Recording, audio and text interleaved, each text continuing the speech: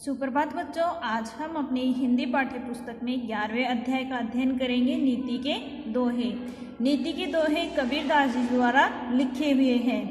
पहला दोहा है, बुरा जो देखने में चला, बुरा ने मिलिया कोई, जो दिल खो जा अपना, मुझसा बुरा ने कोई कबीरा, मुझसा बुरा ने कोई। यहाँ पर कबीरदास जी कहते हैं कि मैं जब दुनिया में, संसार में बुरा व्यक्ति ढूंढने निकला तो मुझे कोई भी व्यक्ति बुरा दिखाई नहीं दिया, कोई भी व्यक्ति बुरा नहीं मिला। लेकिन जब मैंने अपने अंदर ही अर्थात अपने दिल में ही तलाश किया, खोजा, तो मुझे ऐसा प्रतीत हुआ कि मुझे खुद से ज़्यादा बुरा कोई भी नहीं है। अर्थात सबसे पहले हमें अपनी स्वयं की बुराइयां देखनी चाहिए। दूसरा दोहा है, गुरु गोविंद दो खड़े, काके लागू पाए, बलिहारी गुरु आपने, गोविंद दियो बताए कबीरा, गोविंद दियो बताए। यहाँ पर कबीरदास जी कहते हैं कि मेरे सामने गुरु और गोविंद दोनों खड़े हैं, अर्थात गुरु और ईश्वर दोनों मेरे सामने खड़े हो गए। काके लागू पाए कि मुझे समझ में नहीं आया कि मैं पहले किसके चरणों में प्रणाम करूं। काके लागू पाए अर्थात मैं किसके चरणों को प्रणाम करूं। बलहारी गुरु आपने, अर्थात बलहारी यानी मैं अपने गुरु पर बलहारी होना चाहिए, अर्थात न्योछावर हो जाना चाहिए, क्योंकि उनका उपकार मानना चाहिए। गोविंद दियो बताए, जिनके कारण आज मुझे ईश्वर की प्राप्ति हुई है। अर्थात यहाँ पर कबीरदास जी कहते हैं कि मेरे सामने गुरु और ईश्वर दोनों खड़े हैं। अब मैं सबसे पहले किसके चरणों को प्रणाम करूं, अर्थात दोनों में से किसे बड़ा मानूं।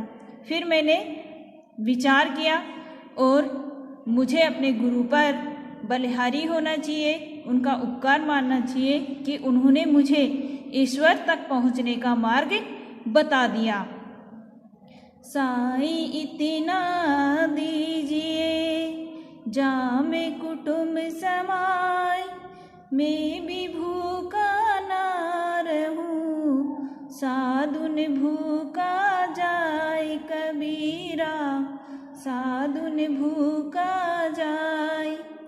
साई इतना दीजिए। यहाँ पर कबीरदास जी कहते हैं कि हे भगवान, मुझे इतना ही दीजिए, जामे कुटुंब समाए, जिसमें मेरे परिवार का पालन पोषण हो जाए। मैं भी भूखा ना रहूं, कि जिससे मैं भी भूखा न रहूं और साधु ने भूखा जाए। मेरे द्वार पर आए हुए सज्जन भी, उनका भी मैं सत्कार कर सकूं, वो भी मेरे द्वार से भूखा नहीं जाए। इसके अतिरिक्त मुझे और धन नहीं चाहिए। इस अध्याय में ये 3 दोहे कबीरदास जी द्वारा लिखे हुए हैं। आगे के दोहे रहीमदास जी ने लिखे हैं। रहीमदास जी का दोहा है, रहीमन धागा प्रेम का, मत तोड़ो छिटकाई, टूटे से फिर ना जुड़े, जुड़े गांठ पड़ जाए रहीम, जुड़े गांठ पड़ जाए।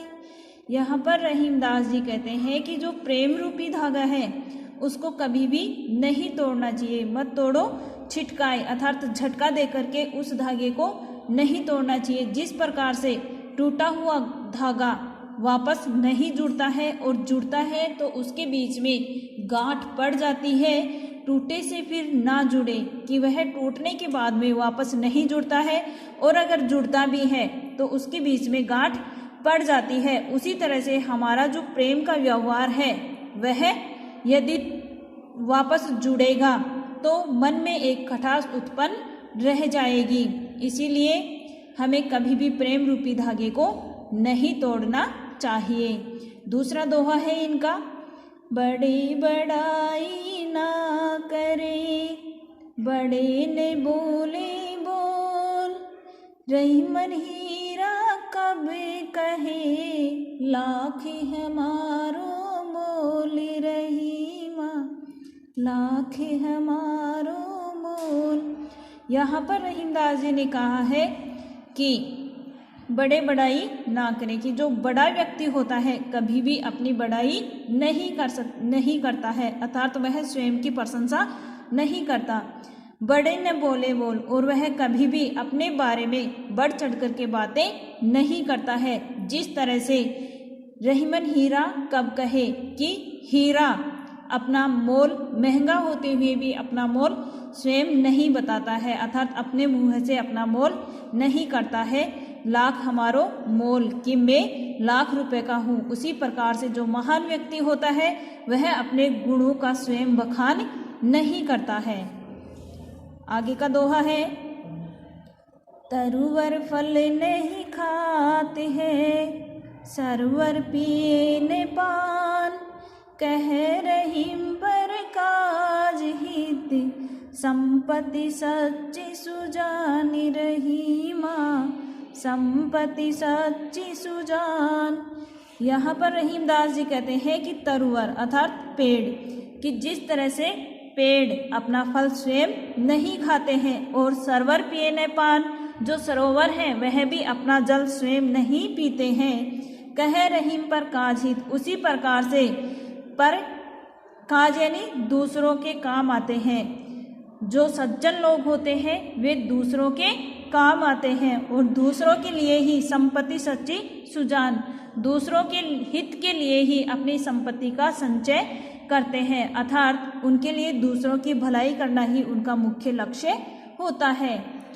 अगला दोहा है, जे गरीब पर हित करे, ते रहीम बड़े लोग, कहाँ सुदामा बापुरो, कृष्ण मिताई जोग रहीमा, कृष्ण मिताई जोग। यहाँ पर रहीमदास जी के मतानुसार रहीमदास जी कहते हैं कि जो व्यक्ति जे गरीब पर हित करे, गरीबों का भला करते हैं, उनके दुख दर्द को समझते हैं, ते रहीम बड़ लोग, वे ही बड़े लोग कहलाते हैं। जिस प्रकार से कहाँ सुदामा बापुरो, कि जिस प्रकार असहाय जो सुदामा था, ठीक है, उसके साथ सुदामा के साथ मित्रता किसने निभाई थी? श्री कृष्ण जी ने। कि जिस तरह से ऐसा सुदामा के साथ कृष्ण ने मित्रता निभाई थी, उनके दुख दर्द में साथ दिया था, उसी प्रकार से जो बड़े लोग होते हैं वो गरीबों का ध्यान रखते हैं, गरीबों के हित के कार्य करते हैं। धन्यवाद।